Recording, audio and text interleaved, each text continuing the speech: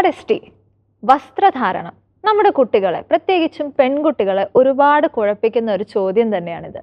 എങ്ങനെ നന്നായി വസ്ത്രം ധരിക്കാം, എങ്ങനെ മോഡസ്റ്റ് ആയിരിക്കാം?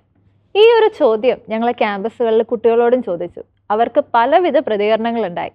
നമുക്ക് ആദ്യം അവരുടെ പ്രതികരണങ്ങൾ തന്നെ ഒന്ന് കണ്ടു നോക്കാം. ഡെയിലി ലൈഫിൽ മോഡസ്റ്റ് ആയിരിക്കുക, ആ ഒരു ടോപ്പിക്ക്, ആ ഒരു വാക്ക് കേൾക്കുമ്പോൾ ഉള്ളിൽ തോന്നുന്നത് ആദ്യം ഒരു നെഗറ്റീവ് റിയാക്ഷൻ ആണോ, അതോ ഓക്കെ ഫൈൻ അത് ആവശ്യമുള്ളതാണ്, എന്താ തോന്നുന്നത്? മോഡസ്റ്റി ഒരാളുടെ പേഴ്സണൽ ഒപ്പീനിയൻ, എന്ത് വസ്ത്രം ധരിക്കണം എന്നുള്ളത് ഒരാളുടെ പേഴ്സണൽ ഒപ്പീനിയനാണ്. നമുക്കറിയാലോ എങ്ങനെ നടക്കണ്ടെന്നൊക്കെ. നമ്മളായിട്ട് കണ്ടുപിടിക്കുന്നതല്ല ഈ അടക്കം ഒതുക്കും. ഇത് പണ്ട് മുതലേ ഫോളോ ചെയ്ത് വരുന്നതാണ്. ആൾക്ക് ഇത്രേ പറ്റത്തുള്ളൂ, ഒരാൾക്ക് ഇത്രേ പറ്റത്തുള്ളൂ. അപ്പം അങ്ങനെയൊക്കെ പറഞ്ഞാൽ എല്ലാം നല്ലതാണ്. എന്ന് വെച്ചാൽ എല്ലാത്തിനും ഒരു ലിമിറ്റ് ഉണ്ടല്ലോ, എല്ലാത്തിനും ലിമിറ്റ്സ് വേണം. കാരണം ലിമിറ്റിന്റെ അപ്പുറം കിടന്നു പോകുമ്പം ആണ് എന്തെങ്കിലുമൊക്കെ സംഭവിക്കുന്നത്.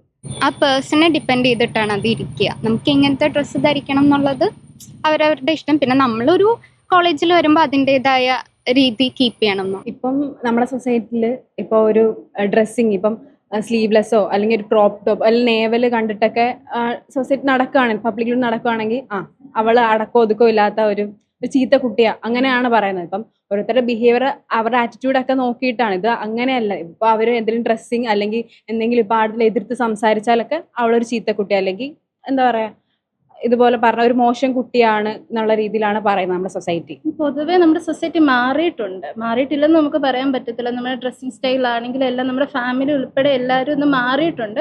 പക്ഷെ ഇതെല്ലാം ഒരു ജഡ്ജ്മെന്റൽ ക്യാരക്ടറാണ്. ഇപ്പോൾ എൻ്റെ മുമ്പിൽ കൂടി ഒരു കുട്ടി പോകുന്നു, ടൈറ്റ് ആയിട്ടുള്ള ജീൻസ്, ബോഡിയൊക്കെ കുറച്ച് കാണിച്ചുകൊണ്ട് പോകുമ്പോഴത്തേക്കും ഇതെന്നാ ഡ്രസ്സിങ് ആണ് നമ്മൾ തന്നെ പറയും. നമുക്കൊരു ജഡ്ജ്മെന്റലാണ്. പക്ഷെ ആ കൊച്ചിന് അത് കംഫർട്ടബിൾ ആയിരിക്കും. നമ്മൾ ചെയ്യുന്ന കാര്യങ്ങൾ മറ്റുള്ളവർക്ക് ഒരു ദോഷമായിട്ട് മാറുമ്പോഴാണ് അതൊരു തെറ്റായിട്ട് മാറുന്നത്. അത് അവർ എഫക്ട് ചെയ്യുന്നില്ലെങ്കിൽ അതിലേക്ക് സൊസൈറ്റിക്ക് ഒത്തിരി ഇടപെടേണ്ട ആവശ്യമില്ല. മോഡസ്റ്റ് പറയുമ്പോൾ പെണ്ണുങ്ങളാകുമ്പോൾ അടങ്ങി ഒതുങ്ങി നടക്കുക, ചാടി ചാടി നടക്കാണ്ടിരിക്കുക, വളരെ ഉള്ളിട്ട് വർത്താനം പറയാണ്ടിരിക്കുക, പിന്നെ കുറെ കിടന്ന് അങ്ങനെ എന്ന് പറയാണ്ടിരിക്കുക, അങ്ങനെയൊക്കെയാണ് പറഞ്ഞിട്ടുള്ളത്. ഈ മോഡസ്റ്റി എന്ന് പറയുമ്പോൾ നമ്മൾ യൂഷ്വലി ഡ്രസ്സിങ്ങിന്റെ ഒരു ആസ്പെക്റ്റിലേക്ക് മാത്രമേ ചിന്തിക്കുള്ളൂ അല്ലേ? കാരണം പലപ്പോഴും നീ മര്യാദയ്ക്ക് ഉടുത്തൊരുങ്ങി പോടി എന്നൊക്കെ വീട്ടിൽ നിന്നൊക്കെ കേൾക്കാറുള്ളതാണ്. അതുകൊണ്ട് തന്നെ ഒരു പക്ഷെ ആ ഒരു വാക്ക് കേൾക്കുമ്പോൾ നമുക്കൊരു ചെറിയൊരു റെബല്യസ് ആയിട്ടുള്ള ഒരു റെസ്പോൺസ് ആയിരിക്കും ഒരു പക്ഷെ തോന്നുന്നത്. അതാരാ നിങ്ങൾ എങ്ങനെ പറയാൻ അല്ലേ? പക്ഷെ മേ ബി മോഡസ്റ്റിക്ക് മറ്റൊരു തലവും കൂടി ഉണ്ടാവത്തില്ലേ, നമ്മളെ എങ്ങനെ ക്യാരി ചെയ്യുന്നു. പേഴ്സണാലിറ്റി അതിൽ വലിയൊരു പങ്ക് വഹിക്കുന്നുണ്ട് ശരിക്കും മോഡസ്റ്റിയിൽ. നമ്മളെങ്ങനെ ആയിരിക്കണം, നമ്മളെങ്ങനെ നമ്മളെ തന്നെ സൊസൈറ്റിയിലേക്ക് കാണിക്കുന്നു എന്നുള്ളതിലും ആ മോഡസ്റ്റി വരുന്നുണ്ട്. ഇപ്പൊ എല്ലാ വീടുകളിലും ഞാൻ മുമ്പ് റെസ്പോൺസ് പറഞ്ഞ ഒരു ഇതാണ്, സ്ത്രീകൾ എന്ന് പറഞ്ഞാൽ അടങ്ങി ഒതുങ്ങി ജീവിക്കണം. അതായത് സംസാരിക്കാൻ, ഇപ്പോൾ എൻ്റെ വീട്ടിലൊക്കെ എനിക്ക് ഏറ്റവും കൂടുതൽ ചീത്തയേക്കുന്നത് ഉറക്കെ സംസാരിക്കുന്നതിനാ. ആരെങ്കിലും ഒരാൾ വന്നു കഴിഞ്ഞു കഴിഞ്ഞാൽ നമുക്ക് ഒരു വയസ്സിന് മൂത്ത ഒരാളാണെങ്കിൽ എണീറ്റ് നിന്ന് ബഹുമാനിക്കണം. അങ്ങനെയുള്ള കുറെ ഗസ്റ്റേഴ്സ് ഒക്കെയാണ് എൻ്റെ ഒരു അഭിപ്രായത്തിൽ മോഡസ്റ്റ്.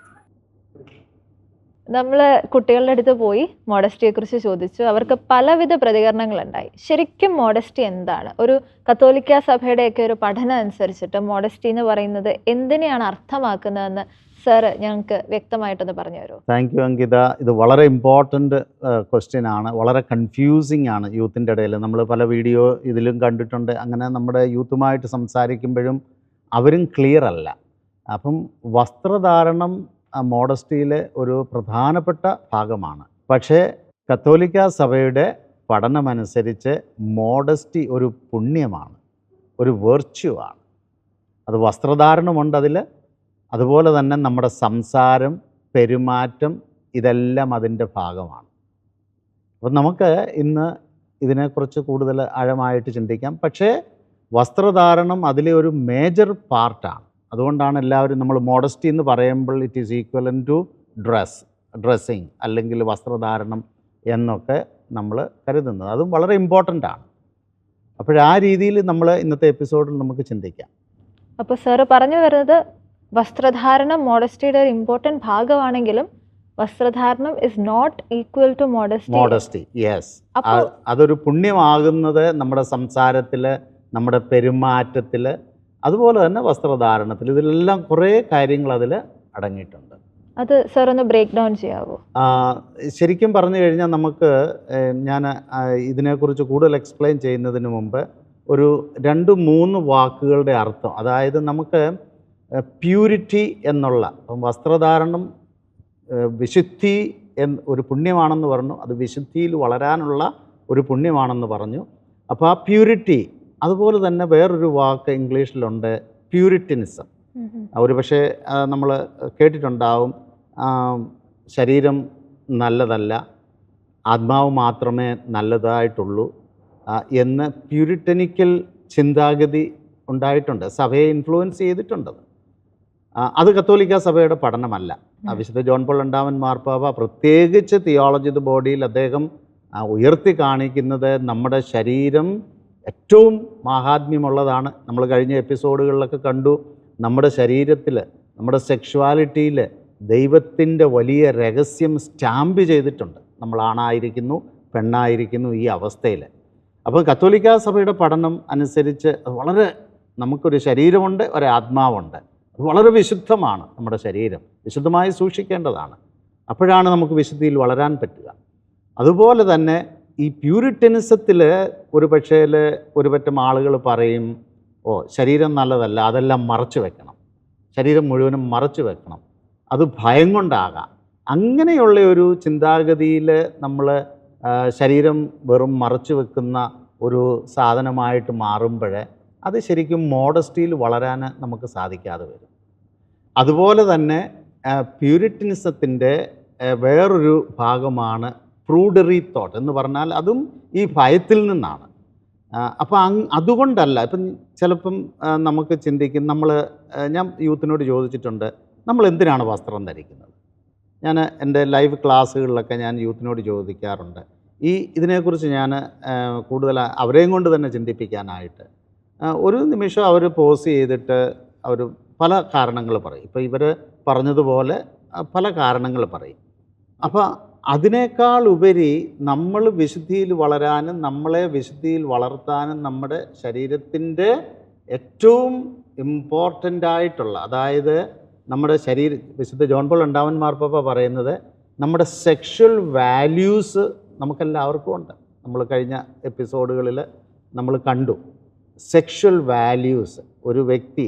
അപ്പോൾ അങ്ങനെയാണ് നമ്മൾ അട്രാക്റ്റഡ് ആകുന്നത് വേറൊരാളുമായിട്ട്, പ്രത്യേകിച്ച് ഓപ്പോസിറ്റ് സെക്സുമായിട്ട്. അപ്പോൾ ഈ സെക്ഷൽ വാല്യൂസ് എന്ന് പറയുന്നത്, നമ്മൾ ആണായിരിക്കുന്ന, പെണ്ണായിരിക്കുന്ന ആ ഒരു അവസ്ഥയിൽ നമ്മുടെ ശരീരത്തിൻ്റെ ആ ഒരു ഘടനയും നമ്മുടെ ശരീരത്തിലുള്ള മാറ്റങ്ങളും കാര്യങ്ങളുമൊക്കെയാണ്. അപ്പോൾ ഇതിനെയാണ് നമ്മൾ പെട്ടെന്ന് അട്രാക്റ്റീവ് ആക്കാനായിട്ട് നമുക്ക് ഓപ്പോസിറ്റ് സെക്സിലേക്ക് ദൈവം വളരെ മനോഹരമായിട്ട് ഡിസൈൻ ചെയ്തിരിക്കുന്നത്.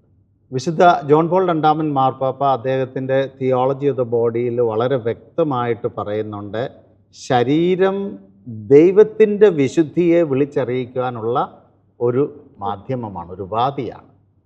So our body reveals God. അപ്പോൾ അത്രത്തോളം ശ്രേഷ്ഠതയുള്ളതാണ്, അത്രത്തോളം മഹാത്മ്യമുള്ളതാണ്. അതുപോലെ നമ്മുടെ ശരീരത്തിൽ മാന്യമല്ല എന്ന് നമുക്ക് തോന്നുന്ന ചില ഭാഗങ്ങളുണ്ട്. പക്ഷേ അത് ദൈവം കൂടുതൽ മാന്യതയുള്ളതിനാൽ അതിനെ മറച്ചു വയ്ക്കുവാൻ ആഗ്രഹിക്കുന്നു. അപ്പോൾ അത് ശരിക്കും സഭയും ശരീരവും അതുപോലെ തന്നെ സഭയുടെ അംഗങ്ങളുടെ യോജിപ്പും ഒക്കെ പറയുമ്പോൾ നമ്മുടെ ശരീരത്തിൻ്റെ ഘടനയെ അത് ഉപമിച്ചുകൊണ്ടാണ് പൗലോസ്ലീഹ ഈ കാര്യം വെളിപ്പെടുത്തുന്നത്. അപ്പോൾ ചുരുക്കി പറഞ്ഞു കഴിഞ്ഞാൽ, ദൈവം നമുക്ക് തന്നിരിക്കുന്ന വലിയ ആ ഒരു നിധി അത് വേണ്ട വിധം സൂക്ഷിക്കുവാൻ നമ്മൾ കടപ്പെട്ടവരാണ്. അത് എങ്ങനെ സൂക്ഷിക്കണം, അതാണ് നമ്മുടെ ഇൻഡിവിജ്വൽ റെസ്പോൺസിബിലിറ്റിയാണ്. നമ്മൾ ബൈബിളിൽ പ്രത്യേകമായിട്ട് പറയുന്നുണ്ട്, നിൻ്റെ ശരീരം ദൈവത്തിൻ്റെ ആലയമാണ്, പക്ഷേ അത് നിൻ്റെ സ്വന്തമല്ല, നീ വിലയ്ക്ക് വാങ്ങപ്പെട്ടതാണ്. അപ്പം നമ്മുടെ സ്വന്തമല്ലാത്ത ഒരു കാര്യം വരുമ്പോൾ we are the caretakers. നമുക്ക് കെയർ ടേക്കർ എന്നുള്ള നിലയിൽ നമ്മുടെ ശരീരത്തെ നമുക്ക് ഇഷ്ടമുള്ളതുപോലെ ചെയ്യാൻ പറ്റുകയില്ല. അപ്പോൾ അതിനൊരു രീതിയുണ്ട്, അതിനൊരു വിശുദ്ധിയുണ്ട്, അതിൻ്റെ സെക്ഷൽ വാല്യൂസ് നമ്മൾ കാത്തു സൂക്ഷിക്കണം. അതുകൊണ്ട് ആ സെക്ഷൽ വാല്യൂസ് കാത്തു സൂക്ഷിക്കത്തക്ക വിധത്തിലുള്ള വസ്ത്രം നമ്മൾ ധരിക്കണം. അത് ഇൻഡിവിജ്വൽ ചോയ്സാണ്. അപ്പോൾ പലരും പറയും അതിനൊരു പ്രത്യേക ക്രൈറ്റീരിയ ഉണ്ടോ, അത് നമുക്ക് പറയാൻ ബുദ്ധിമുട്ടാണ്. സാർ ഇപ്പോൾ പൗലോസ്ലിഹയുടെ വചനം നമ്മൾ കോട്ട് ചെയ്തു. അപ്പോൾ അത് പറഞ്ഞ അനുസരിച്ച് മാന്യത കുറഞ്ഞ ചില അവയവങ്ങളും ഉണ്ട്, അത് എന്നാൽ മാന്യത ഉള്ളത് കൊണ്ടാണ് അത് മറച്ചു വെച്ചിരിക്കുന്നത്. അതിന് ദൈവം അത് കൂടുതൽ മാന്യത മാനിക്കുവാൻ വേണ്ടിയിട്ടാണ് അതിനെ മറച്ചു വെച്ചിരിക്കുന്നത്. അപ്പോൾ അതിൻ്റെ അർത്ഥം ഇത്രയേ ഉള്ളൂ, നമ്മൾ കൂടുതൽ മാന്യത, നമുക്ക് ചിലപ്പം ചില അവയവങ്ങൾ വളരെ നല്ലതായിട്ട് തോന്നത്തില്ല അപ്പോൾ അതുകൊണ്ട് നമ്മളത് മറച്ചു വെക്കുന്നു എന്നുള്ളതിനേക്കാൾ ഉപരി അത് ദൈവം കൂടുതൽ മാന്യതയുള്ളതായി കരുതുന്നത് കൊണ്ടാണ് മറച്ചു വെക്കുന്നത്. അല്ലാതെ നമ്മൾ ഇത് കൊള്ളുകയല്ല, ഇത് ആർക്കും കാണാൻ പറ്റാത്ത ഒരു സാധനമാണ് അതുകൊണ്ട് മറച്ചു വെക്കുക എന്നുള്ള രീതിയിലല്ല നമ്മൾ ഡ്രസ്സ് ധരിക്കുന്നത്. ശരിക്കും പറഞ്ഞാൽ അതിന്റെ പർപ്പസ് കുറച്ചും കൂടെ അതാണ്. നമ്മുടെ സെക്ഷുവാലിറ്റിയിൽ സ്ത്രീത്വത്തിൻ്റെ രഹസ്യം സ്റ്റാമ്പ് ചെയ്തിട്ടുണ്ട്. അതപ്പോൾ ഏറ്റവും നമ്മുടെ ശരീരം, ഇപ്പം ഒരു പെണ്ണിൻ്റെ ശരീരത്തിലുള്ള അവളുടെ ശരീരഘടന, ഒരാണിൻ്റെ ശരീരത്തിലുള്ള ശരീരഘടന, ഇതെല്ലാം ഈ വലിയ രഹസ്യങ്ങൾ വിളിച്ചറിയിക്കുന്നതാണ്. സർ, ഇത്രയും വലിയ രഹസ്യങ്ങളൊക്കെ വിളിച്ചറിയിക്കുന്നതാണ്. നമ്മുടെ ശരീരം അത്രയും സീക്രട്ട് ആയിട്ടുള്ള ഒരു കാര്യമാണെന്നുണ്ടെങ്കിൽ അത് പൊതിഞ്ഞ് സൂക്ഷിക്കുക എന്ന് പറഞ്ഞു കഴിഞ്ഞാൽ അത് തീർച്ചയായിട്ടും. ഇപ്പം ഞാൻ ഒരു ഉദാഹരണം പറയാം. എന്നിട്ട് ഉദാഹരണമുണ്ട്, നമുക്ക് ഒത്തിരി ഉദാഹരണങ്ങളുണ്ട്. ഇപ്പം നമ്മുടെ ജീവിതത്തിൽ, അല്ലെങ്കിൽ ഇപ്പോൾ അങ്കിതയുടെ ജീവിതത്തിൽ തന്നെ ഒത്തിരി വിലപിടിപ്പുള്ള സാധനങ്ങൾ കയ്യിലുണ്ടെന്ന് വിചാരിച്ചു. ഒന്നിൽ വിലപിടിപ്പുള്ള ഡോക്യുമെൻ്റ്, അല്ലെങ്കിൽ കുറേ ആഭരണങ്ങൾ, ഭയങ്കര വിലയുള്ള സാധനങ്ങളൊക്കെ ഉണ്ട്. അപ്പോൾ ഇതൊക്കെ അങ്കിത എവിടെയാണ് സൂക്ഷിക്കുന്നത്? ലോക്കറിൽ. എന്തിനാ ഈ ലോക്കറിൽ സൂക്ഷിക്കുന്നത്? അത് അല്ലാഞ്ഞിട്ടാണോ? അല്ല, ആരും എടുത്തോണ്ട് പോകാതിരിക്കാൻ.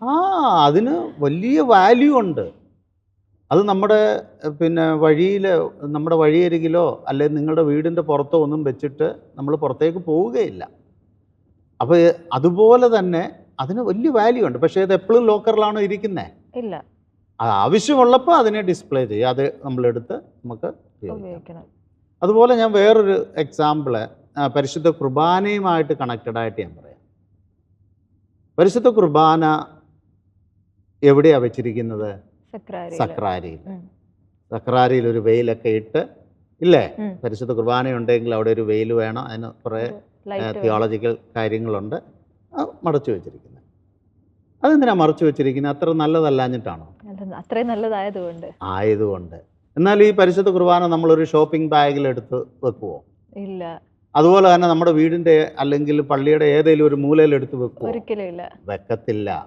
എന്നാൽ ഇത് എപ്പോഴും ഈ സക്രാരിയിൽ ഇതിനെ അടച്ചു പൂട്ടി താക്കോലും അച്ഛൻ കയ്യിൽ വെച്ചോണ്ടാണ് നടക്കുന്നത്? അല്ല, അത് പുറത്തു വരും. എപ്പോഴാണ് അത് എക്സ്പോസ്ഡ് ആകുന്ന ഒരു സമയം? ഒന്നിൽ ആരാധനയുടെ സമയം, അല്ലെങ്കിൽ അതുപോലുള്ള വളരെ പ്രഷ്യസ് ആയിട്ടുള്ള നിമിഷങ്ങളുണ്ട്.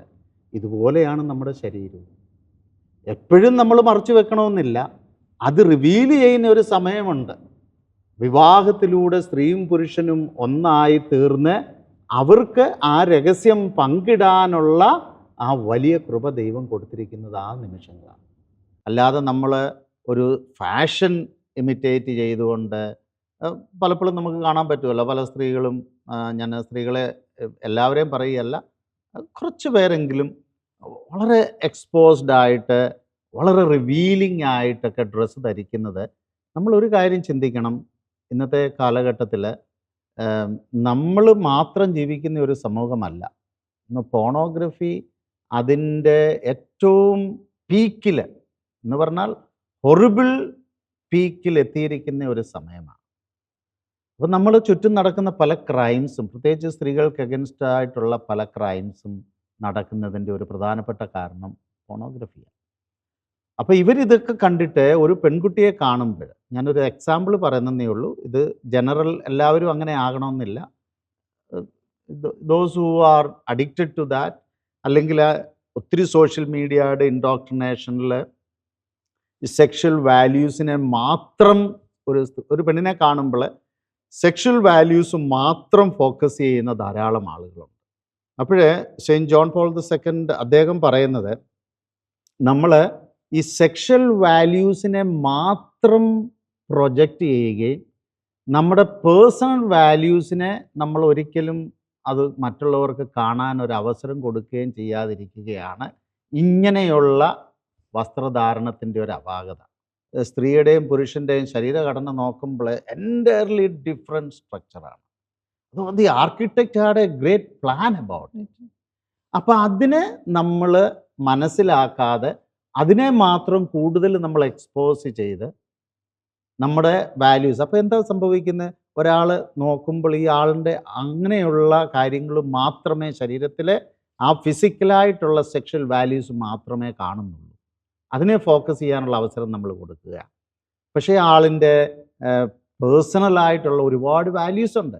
എൻ്റെ നല്ല സ്വഭാവങ്ങൾ, അല്ലെ ഗുണഗണങ്ങൾ, അല്ലെങ്കിൽ ബാക്ക്ഗ്രൗണ്ട്, അല്ലെ കഴിവുകൾ, അല്ലെങ്കിൽ ആളിൻ്റെ മറ്റു തരത്തിലുള്ള നല്ല നല്ല പ്രവൃത്തികൾ, ഇതൊന്നും കാണാനുള്ള ഒരു അവസരം നമുക്ക് ഉണ്ടാകുന്നില്ല ഇത് കാരണം. അപ്പം ദി ഓപ്പോസിറ്റ് സൈഡിലുള്ളവരും ഇന്നത്തെ കാലഘട്ടത്തിനനുസരിച്ചിട്ട് അവർ ഇതിൽ മാത്രം ഫോക്കസ് ചെയ്യും.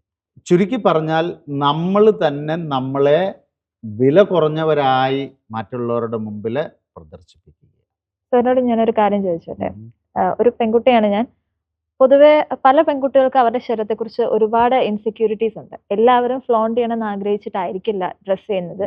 പലരും ഡ്രസ്സ് ചെയ്യാൻ വരുമ്പോൾ അവർ ഭയങ്കര കോൺഷ്യസ് ആണ്. ഞാൻ ഇതിട്ട് കഴിഞ്ഞാൽ മോശമായിട്ട് മറ്റുള്ളവർക്ക് തോന്നും എന്നുള്ളൊരു ചിന്ത പലരുടെ ഉള്ളിൽ ഉണ്ടാകാറുണ്ട്. അപ്പം സാറ് പറയുന്നത് പോലെ നമ്മുടെ പേഴ്സണൽ വാല്യൂ പ്രൊജക്റ്റ് ചെയ്യുകയും എന്നാൽ നമ്മുടെ സെക്ഷൽ വാല്യൂ മറച്ചു വയ്ക്കുകയും ചെയ്യുക എന്നുള്ളതാണ് ഇതിന്റെ സൊല്യൂഷൻ എന്നുണ്ടെന്നുണ്ടെങ്കിൽ പെൺകുട്ടികൾ എല്ലാവരും കംപ്ലീറ്റ്ലി കവേർഡ് അപ്പ് ആയിട്ട് നടക്കണം എന്നാണോ അതിന്റെ അർത്ഥം വരുന്നത്? അല്ല, ഒരിക്കലും അല്ല. അത് ഒരിക്കലും സഭയും ആഗ്രഹിക്കുന്നില്ല. അതൊന്നുമല്ല ഈ പഠനങ്ങളുടെയൊക്കെ വെളിച്ചം എന്ന് പറയുന്നത്. എന്ന് പറഞ്ഞാൽ നമുക്ക് പെണ്ണുങ്ങൾക്ക് അവരുടേതായ, ഞാൻ പറഞ്ഞില്ലേ, അവരുടേതായ ശരീരഘടനയുണ്ട്. ഇത് മുഴുവനും മൂടി അങ്ങോട്ട് നമ്മൾ കംപ്ലീറ്റ് കവർ ചെയ്ത് നടക്കണമെന്ന് അതിനൊരിക്കലും അർത്ഥമില്ല. നമ്മൾ നമ്മുടെ ഫെമിനിറ്റി, ഇപ്പോൾ പെണ്ണുങ്ങളാണെങ്കിൽ നിങ്ങളുടെ ഫെമിനിറ്റി റിവീൽ ചെയ്യത്തക്ക വിധത്തിൽ, ഫെമിനിറ്റി റിവീൽ ചെയ്യത്തക്ക വിധത്തിൽ നിങ്ങൾക്ക് ഡ്രസ്സ് ധരിക്കാം. പക്ഷേ ഞാൻ പറഞ്ഞത് ഈ ഫെമിനിറ്റി റിവീൽ ചെയ്യുക എന്ന് പറയുന്നത് ഇത് നമുക്ക് ഡ്രസ്സ് ഇല്ലാതെ ബെയറായിട്ടുള്ള ഒരു അവസ്ഥയെക്കുറിച്ചല്ല പറയുന്നത്. ഇപ്പോൾ ഉദാഹരണം പറഞ്ഞാൽ ജസ്റ്റ് ബി വെരി ഓപ്പൺ. അപ്പം സ്ത്രീകളെ സംബന്ധിച്ചിടത്തോളം ദൈവം കൊടുത്തിരിക്കുന്ന ഏറ്റവും വലിയ ഒരു വിശുദ്ധമായിട്ടുള്ള അവരുടെ ചാരിറ്റി, കത്തോലിക്കാ സഭയുടെ ചാരിറ്റിയെ തന്നെ പ്രതിനിധാനം ചെയ്യുന്ന സ്ത്രീകളുടെ ബ്രസ്റ്റ്. ഓക്കെ, ഒരു പക്ഷേ നിങ്ങൾ കണ്ടിട്ടുണ്ടോ എന്നെനിക്കറിയത്തില്ല. ഞാൻ 1-2 പിക്ചേഴ്സ് തന്നിട്ടുണ്ട്. പരിശുദ്ധ മാതാവ് മുലയൂട്ടുന്ന കുഞ്ഞിൻ്റെ പിക്ചേഴ്സ്. അതിൽ ഭയങ്കര വിശുദ്ധിയാവുള്ള. അത് കാണുമ്പോൾ അതിരുന്ന് നമ്മൾ ലെസ്റ്റ് അല്ല നമുക്കവിടെ ഉണ്ടാകുന്നത്. നമുക്കവിടെ തോന്നുന്ന ഒരു സ്പിരിച്വൽ എലിവേഷനാണ്. അതുപോലെ തന്നെ സ്ത്രീകളെ സംബന്ധിച്ചിടത്തോളം സ്ത്രീകൾ ശരിക്കും പറഞ്ഞാൽ ദേ ആർ ദ വാക്കിംഗ് ടബർനാക്കിൾ. അത് ഞാൻ പലപ്പോഴും പറയാറുള്ളതാണ്. പരിശുദ്ധ അമ്മ ഒരു വാക്കിംഗ് ടബർനാക്കിളായിരുന്നു, നടക്കുന്ന സക്രാരിയായിരുന്നു. എന്തുകൊണ്ടാണ് പരിശുദ്ധ അമ്മ നടക്കുന്ന സക്രാരിയായിരുന്നു എന്ന് പറഞ്ഞാൽ ഈശോയെ ഉദരത്തിലും ഉണ്ടായിരുന്നു, ഹൃദയത്തിലും ഉണ്ടായിരുന്നു. അതിനുശേഷം ഈശോയുടെ ജനനത്തിന് ശേഷം ഈശോ എപ്പോഴും ഈശോയെ ഹൃദയത്തിലും വെച്ച് ഈശോയോട് ഒരുമിച്ച് ജീവിച്ചിരുന്ന ഒരു ലോകത്തിലെ ഒരു ഏറ്റവും ഭാഗ്യം നിറഞ്ഞ ഒരു വ്യക്തിയാണ് പരിശുദ്ധ അമ്മ. അപ്പൊ ഈ അമ്മയുടെ മോഡലാണ് ഈ ലോകത്തിലുള്ള എല്ലാ സ്ത്രീകൾക്കും ഉള്ളത്. കാരണം അമ്മയുടെ എല്ലാ ഫങ്ഷൻസും എല്ലാ സ്ത്രീകൾക്കും കൊടുത്തിട്ടുണ്ട്. ഒരു സ്ത്രീയുടെ എല്ലാ ഗുണങ്ങളും കൊടുത്തിട്ടുണ്ട്. അപ്പോഴിത് ഒരു സ്ത്രീയെ സംബന്ധിച്ചിടത്തോളം അവളുടെ ശരീരം ഒരു നടക്കുന്ന സക്രാരിയായി മാറണം. അതിന് നമുക്ക് ആവശ്യമുള്ള വിധത്തിൽ നമുക്ക് നമ്മുടെ ഫെമിനിറ്റി കാണാൻ പറ്റുന്ന വിധം. നിങ്ങൾ ഇപ്പം സ്ത്രീകൾ അവരുടേതായ അനുയോജ്യമായ ഡ്രസ്സ് ഇടുമ്പോൾ naturally everybody will think yeah you are A girl. അല്ലെങ്കിൽ പുരുഷന്മാർക്ക് അവർക്ക് അനുയോജ്യമായ ഡ്രസ്സ് ഇടുമ്പോൾ, ഇപ്പോൾ പുരുഷന്മാർ സ്ത്രീകൾക്ക് അനുയോജ്യമായ ഡ്രസ്സ് ഇട്ടുകൊണ്ട് നടക്കുമ്പോൾ ഇറ്റ് ഈസ് കൺഫ്യൂസിങ്.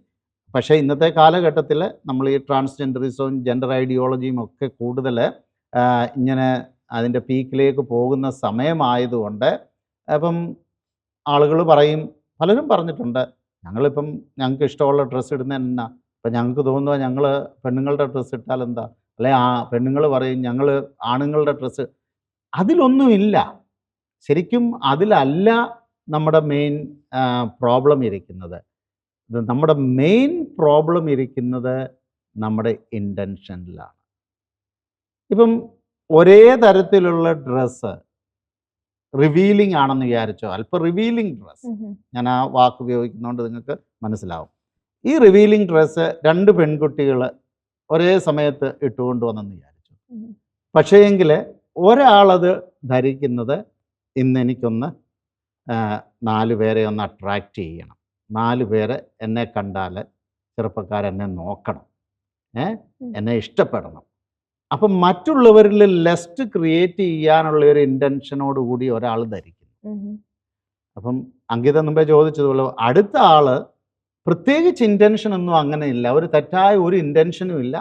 പക്ഷേ സോഷ്യൽ മീഡിയയുടെ ഇൻഡോക്ട്രിനേഷനിൽ ഇന്ന് എനിക്ക് കോളേജ് പാർട്ടിയാണ്, ഞാൻ അല്പം ഒരു വ്യത്യസ്തമായിട്ടുള്ള ഡ്രസ്സ് ഇട്ടുകൊണ്ട് പോകുന്നു. പക്ഷേ ഇൻറ്റൻഷൻ എന്ന് പറയുന്ന വേറൊന്നുമില്ല, ഇന്നത്തെ ഒരു സ്പെഷ്യൽ ഒക്കേഷൻ ഒരു ഡ്രസ്സ് ഇടുന്നു, അത്രയേ ഉള്ളൂ.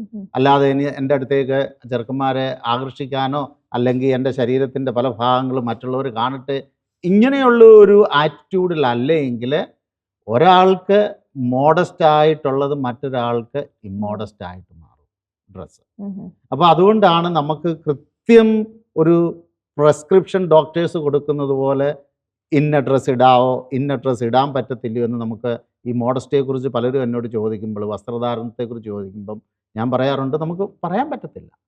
നമ്മുടെ ഇൻറ്റൻഷൻ, നമ്മളെ ഈത്തോസ് അല്ലെങ്കിൽ എത്തിക്സ് എന്നുള്ള ഒരു എപ്പിസോഡിൽ ഞാൻ ഈശോ നമ്മുടെ ഹൃദയത്തിൻ്റെ പൊസിഷനെ കുറിച്ച് പറയുന്നത് ഞാനവിടെ എക്സ്പ്ലെയിൻ ചെയ്യുന്നുണ്ട്.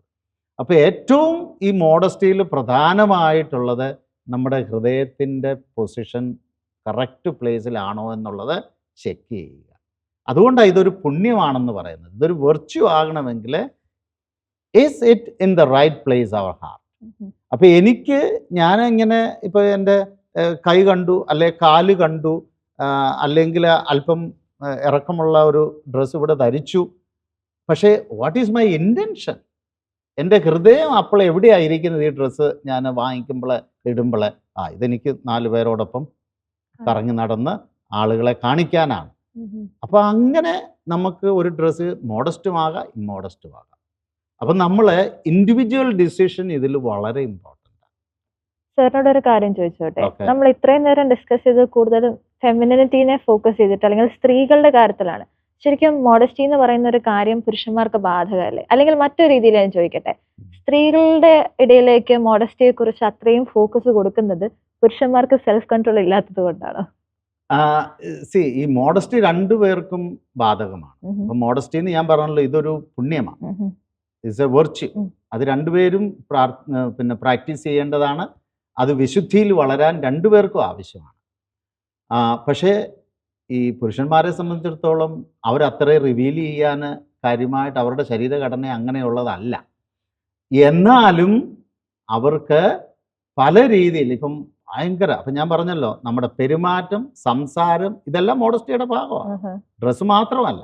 അപ്പോൾ ഡ്രസ്സ് കൂടുതൽ നമ്മൾ സ്ത്രീകളിൽ ഫോക്കസ് ചെയ്യുന്നു, പുരുഷന്മാരിൽ മറ്റുള്ള കാര്യങ്ങൾ. ഇവൻ ഡ്രസ്സും ഇപ്പം ചില സ്ഥലങ്ങളിലൊക്കെ പാശ്ചാത്യ രാജ്യങ്ങളിൽ ഇവിടെയും എനിക്ക് തോന്നുന്നുണ്ട്, പുരുഷന്മാർ ധരിക്കുന്ന ഡ്രസ്സ് കണ്ടു കഴിഞ്ഞാൽ നമുക്ക് തോന്നുകയല്ല ഇവർ പുരുഷനാണോ സ്ത്രീയാണോ അല്ലെങ്കിൽ വേറെ ഏതെങ്കിലും.